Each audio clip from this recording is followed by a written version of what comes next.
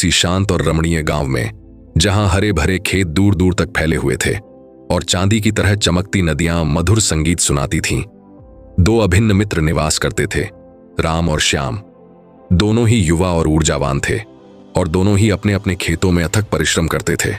हालांकि उनके काम करने की शैली में एक बुनियादी अंतर था जो उनके व्यक्तित्व और जीवन के प्रति उनके दृष्टिकोण को दर्शाता था। राम स्वभाव से ही उत्साही और बहिर्मुखी था। जब वह अपने खेत में काम करता तो उसका उत्साह पूरे गांव में गूंजता था। वह जोर जोर से गीत गाता, अपने काम के बारे में हर किसी को बताता और अपनी भविष्य की योजनाओं का बड़े ही आत्मविश्वास के साथ बखान करता। जब कभी उसे कोई सफलता मिलती, चाहे वह छोटी ही क्यों ना हो, वह पूरे गांव में उसका ढिंढोरा पीटता। उसे लोगों का ध्यान आकर्षित करना और अपनी मेहनत की सराहना सुनना बहुत अच्छा लगता था। उसका मानना था कि अपनी उपलब्धियों को दुनिया को दिखाना ही सफलता की पहली सीढ़ी है। दूसरी ओर श्याम एक शांत और अंतर्मुखी व्यक्ति था। वह चुपचाप अपने काम में लगा रहता था। सुबह सूरज की पहली किरण के साथ वह अपने खेत पर पहुंच जाता और देर शाम तक मिट्टी में रमा रहता। न वह कभी अपनी मेहनत का बखान करता और न ही अपनी सफलताओं का प्रदर्शन। उसका हल खेतों में शांति से चलता रहता, बीज धरती की गोद में चुपचाप समाते जाते और फसलें बिना किसी शोर शराबे के धीरे धीरे बढ़ती रहती। श्याम का मानना था कि सच्ची मेहनत स्वयं ही बोलती है और उसे किसी बाहरी प्रचार की आवश्यकता नहीं होती। उसका ध्यान केवल अपने काम की गुणवत्ता पर केंद्रित रहता था। गांव के लोग राम के जोशीले स्वभाव और उसकी बातों से काफी प्रभावित थे। उन्हें लगता था कि राम एक बहुत ही परिश्रमी व्यक्ति है, क्योंकि वह हमेशा अपने काम और अपनी प्रगति के बारे में बातें करता रहता था।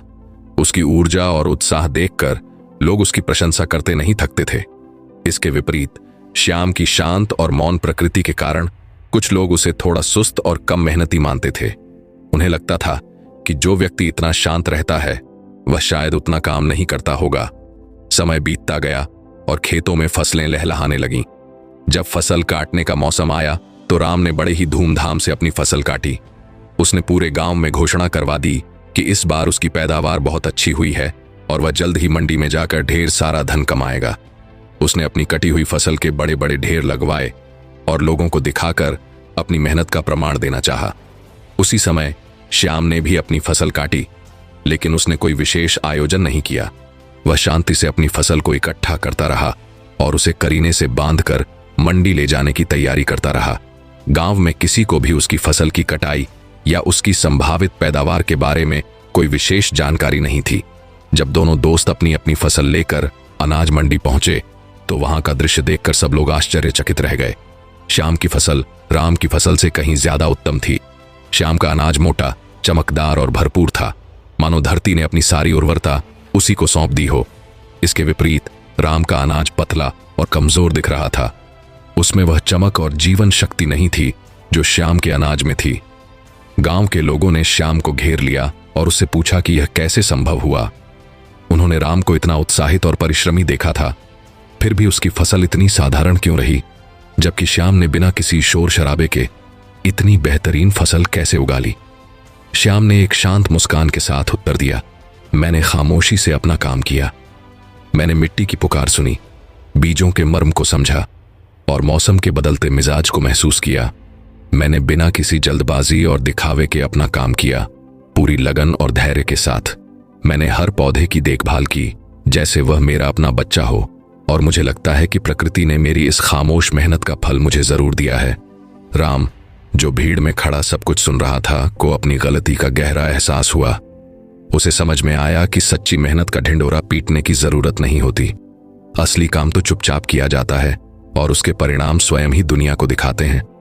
उसने यह भी महसूस किया कि अपनी मेहनत का बखान करने में उसने शायद उतना ध्यान अपने काम पर नहीं दिया जितना देना चाहिए था। उसका ज्यादातर समय लोगों को प्रभावित करने और अपनी प्रशंसा सुनने में बीत गया था। उस दिन से राम के स्वभाव में एक महत्वपूर्ण परिवर्तन आया। उसने भी खामोशी से काम करना सीखा।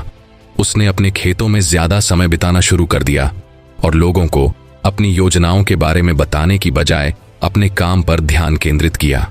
धीरे धीरे उसकी फसल भी बेहतर होने लगी और उसे समझ में आ गया कि सच्ची सफलता शोर नहीं बल्कि समर्पण और धैर्य से मिलती है। इस कहानी से हमें एक महत्वपूर्ण जीवन सबक मिलता है। सच्ची मेहनत अक्सर खामोश होती है। जो लोग बिना किसी दिखावे के चुपचाप अपना काम करते रहते हैं, वे अक्सर उन लोगों से ज्यादा सफल होते हैं जो अपनी मेहनत का ढिंडोरा पीटते हैं।